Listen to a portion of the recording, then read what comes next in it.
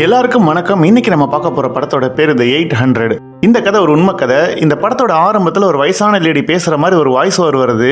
எனக்கு 7 வயசு இருக்கிறப்ப நானும் என் கூட இருந்த பெரியவங்களும் ஒரு ஆறுகிட்ட நடந்து போற பார்த்தோம். நாங்கெல்லாம் ஒரு பெரிய கூட்டமா அங்க இருக்கிற ஒரு வேர் ஹவுஸ் பில்டிங்கே பார்த்துக்கிட்டு இருந்தோம். என் அப்பா என்கிட்ட அவங்க எல்லாரும் நம்மளோட ஹீரோக்கள்னு சொன்னாரு. அதாவது அவங்க தான் நம்மளை பாதுகாத்துக்கிட்டு இருக்காங்கன்னு சொன்னாரு. அந்த டைம்ல எனக்கு 7 வயசு அப்படிங்கிறதுனால என்ன நடந்துச்சுன்னு எனக்கு தெரியாது. ஆனா எனக்கு ஞாபகம் இருக்கிறதெல்லாம் ரொம்ப ரொம்ப டேஸ்டா இருக்கிற ஃபெர்மெண்டட் ரைஸ் பால்ஸ் தான். அன்னையிலிருந்து என் அப்பா ஒவ்வொரு வருஷமும் அந்த வேர் ஹவுஸ் பில்டிங்க்கு போய் கேண்டில் ஏற்றி வச்சுட்டு ஒரு பவுல் ஃபுல்லா ஃபெர்மெண்டட் ரைஸ் பாலை வச்சுட்டு வருவாரு. எங்க அப்பா இறந்ததுக்கு அப்புறம் அதை பண்றதுக்காக நான் இன்னும் அங்க போயிட்டு இருக்கேன். ஆனா என்னைக்கு எங்க அப்பா சொன்னதை என்னால மறக்க முடியல. அது என்னன்னா, அங்க இருக்கிற ஹீரோக்கள் இன்னும் எங்களை பாதுகாக்கிறாங்க அப்படிங்கிறது தான்.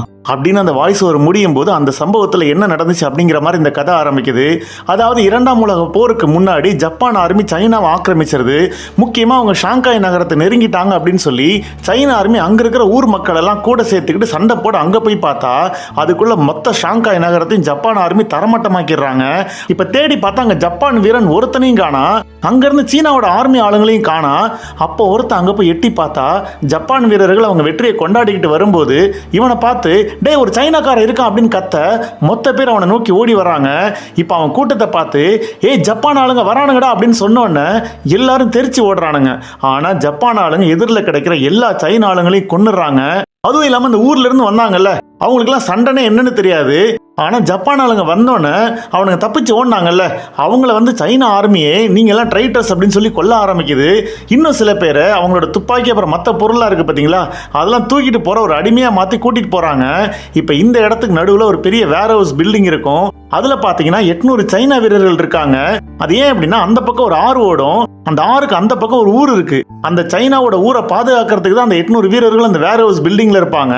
இப்ப மிச்சமா இருந்த சைனா வீரர்கள் எல்லாருமே அந்த வேர் ஹவுஸ் பில்டிங்குள்ள போறாங்க. இப்ப சாதாரண ஆளா ஊர் மக்களா போராட வந்தாங்கல்ல அதுல ஒரு சின்ன பையனும் மாமாவும் இருக்கானுங்க.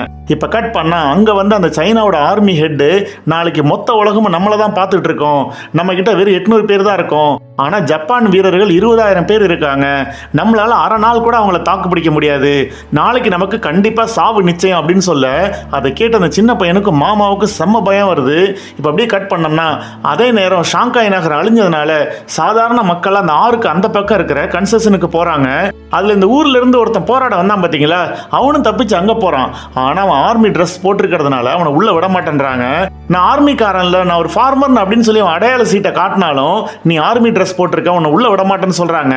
இப்ப அந்த சைனா வீரர்கள் வர்றதுக்கு ஒரே வழி அங்க இருக்கிற பிரிட்ஜ் மூலமா வர்றதுதான். இப்ப வேர் ஹவுஸ்ல இருக்கிறவங்க அந்த பிரிட்ஜ் மூலமா உள்ள போனா ஜப்பான் ஆளுங்க சுற்றுவாங்க. அதே நேரம் ஜப்பான் ஆர்மி இருந்துச்சுல அங்க பார்த்தா அவங்க எல்லாருமே எப்படியாவது அந்த வேர் ஹவுஸை பிடிக்கணும்னு பிளான் போடுறாங்க. இப்ப இந்த வேர் ஹவுஸ்க்கு இந்த பக்கம் பாத்தீங்கன்னா ஒரு பக்கம் ஊரே தரமட்டமா இருக்கு, இன்னொரு பக்கம் அந்த ஊர்ல ஆட்டம் பாட்டம் கொண்டாட்டம்னு மக்கள் ஜாலியா இருக்காங்க. நடுவுல இவங்க 800 பேர் மாட்டிட்டு இருக்காங்க. அதாவது அந்த ஊர், அதாவது அந்த கன்செஷன் ரொம்ப சேஃபா இருக்கிறதுக்கு காரணம் என்னன்னா அங்க சில பகுதிகள் பிரிட்டிஷ் வசம் இருக்கும். அவங்க ஆத்துக்கிட்ட அவங்க போர் கப்பல்களை நிறுத்தி வச்சிருப்பாங்க. யாராவது ஜப்பான் ஆளுங்க உள்ள வர ட்ரை பண்ணா அவங்க சுட்டு கொண்டுறாங்க.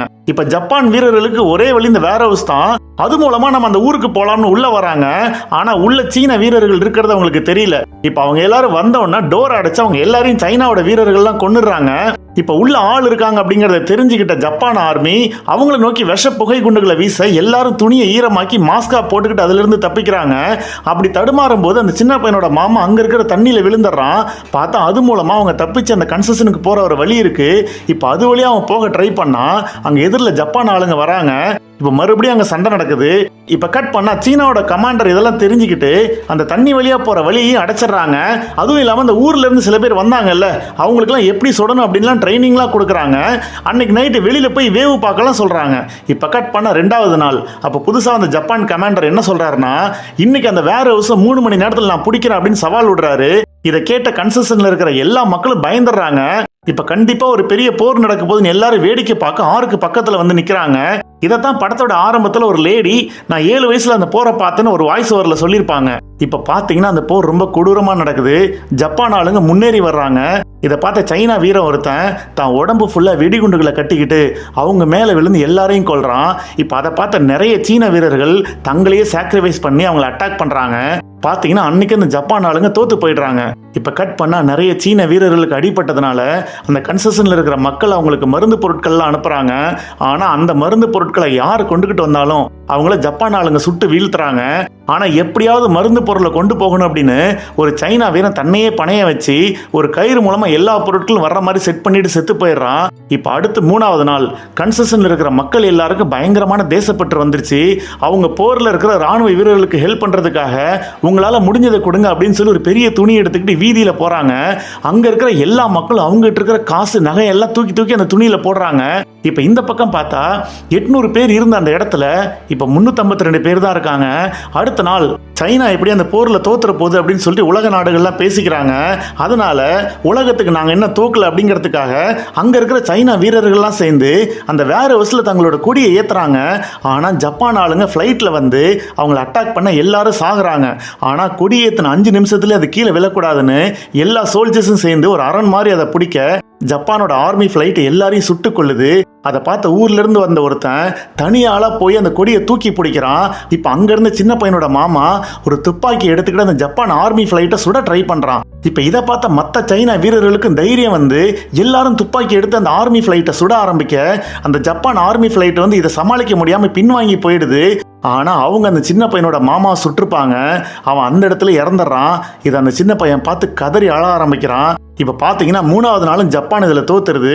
இப்போ ஜப்பான் கமாண்டர் என்ன பண்ணுறாருன்னா சீன கமாண்டர் பேச்சுவார்த்தைக்கு கூப்பிட்டு நீங்களும் 3 நாளாக அந்த வேர் ஹவுஸை பிடிக்க விட மாட்டேன்றீங்க, எங்களுக்கு ரொம்ப அசிங்கமாக இருக்குது, நீங்கள் பின்வாங்கி ஓடாமல் நாளைக்கு நேரடியாக ஒரு ஃபைட் வச்சுக்கலான்னு சவால் விட நம்மளால் அதுக்கு பதில் சவால் விட்டு வந்துடுறாரு. ஆனால் அதே நேரம் உலக நாடுகள்லாம் சேர்ந்து சீனாவை பின்வாங்க சொல்கிறாங்க. ஏன்னா இது வரைக்கும் தோத்தது போதும், செத்தவங்கலாம் போதும் அப்படின்ற மாதிரி சொல்கிறாங்க. இப்போ கன்செஷனில் உள்ள ஆஃபீஸர்ஸும் சீன வீரர்கள் அங்கே வந்துடலான்னு சொல்கிறாங்க.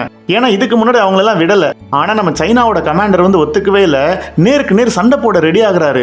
அங்கேருந்து பேச்சுவார்த்தை நடத்த வந்த ஆளும் ஏன் அப்படி பிடிவாதம் பிடிக்கிற அப்படின்னு சொல்லும்போது இல்லை நம்ம நாட்டு மக்களுக்காக இங்கிருந்து சண்டை போடுறோம், இப்போ பின்வாங்கினா அவங்களுக்கு நம்ம மேலே இருக்கிற நம்பிக்கை போயிடும் அப்படின்னு சொல்லிட்டு அவர் ஒரு குரூப் வீரர்களை மட்டும் இங்கே வச்சுக்கிட்டு மீதி பேர் எல்லாத்தையும் கன்செஷனுக்குள்ள அனுப்ப ட்ரை பண்ணுறாரு. இப்போ இங்கே இருக்கிற ஒரு குரூப் வீரர்கள் ஜப்பான் ஆர்மியோட போராட இன்னொரு பக்கம் அந்த சைனாவோட வீரர்கள் அந்த பாலத்தை தாண்டி போக ட்ரை பண்ணுறாங்க. ஆனால் பாலத்துக்குள்ள கால் எடுத்து வச்சாவே ஜப்பான் ஆளுங்க ஸ்னைப்பர் மூலமாக அவங்கள கொல்ல ஆரம்பிக்கிறாங்க. இப்போ இதை பார்த்துட்டு இருந்த சைனா மக்களால் இதெல்லாம் தாங்க முடியல. அதாவது தங்களை இவ்வளவு நாளா காப்பாத்திட்டு இருக்கிற அந்த ஆர்மி வீரர்கள் சாகிறத அவங்களால தாங்கிக்க முடியல. உடனே அவங்க கிட்ட இருக்கிற துப்பாக்கி எல்லாம் எடுத்து அந்த ஜப்பான் ஆளுங்களை சுட ஆரம்பிக்கிறாங்க. ஆனா பாலத்தை தாண்டி போனா தப்பிச்சிடலாம் அப்படின்னு சொல்லி அங்கிருந்து ஓடுன முக்கால்வாசி சைனா வீரர்கள்லாம் செத்து போயிடுறாங்க. இப்ப பாலத்துக்கு அந்த பக்கம் இருந்த மக்கள்லாம் ஓடி வர வீரர்களை பார்த்து அழுதுகிட்டே எப்படியாவது தப்பிச்சிருங்க அப்படின்ற மாதிரி கையை நீட்டுறாங்க. ஆனா கொஞ்சம் பேர் தான் அங்கிருந்து ஓடி தப்பிக்கிறாங்க அப்படிங்கிற மாதிரி இந்த படம் முடியுது. இந்த நிகழ்வு வந்து ஒரு வரலாற்று சம்பவம். அதாவது இன்னைக்கும் பாத்தீங்கன்னா அந்த ஆறுக்கு பக்கத்துல இருக்கிற அந்த வேர் ஹவுஸ் அப்படியே இருக்கு அப்படின்ற மாதிரி காட்டுறாங்க. இந்த படம் ஒரு உண்மை கதை. அதாவது ரொம்ப உணர்ச்சி பூர்வமா அந்த படத்தை எடுத்திருந்தாங்க. இப்ப இந்த கதை உங்களுக்கு எல்லாம் எப்படி இருந்துச்சுன்னு கமெண்ட்ல போடுங்க. இந்த வீடியோ உங்களுக்கு பிடிச்சிருந்துச்சுன்னா லைக் பண்ணுங்க, உங்க கருத்துக்களை கமெண்ட்ல போடுங்க. இன்னும் இதே மாதிரி வீடியோ பார்க்கணும்னா அந்த சேனலுக்கு சப்ஸ்கிரைப் பண்ணுங்க. மீண்டும் ஒரு வித்தியாசமான கதையுடன் உங்களை சந்திக்கும் வரை உங்களிடமிருந்து விடைபெறுகிறேன். நன்றி, வணக்கம்.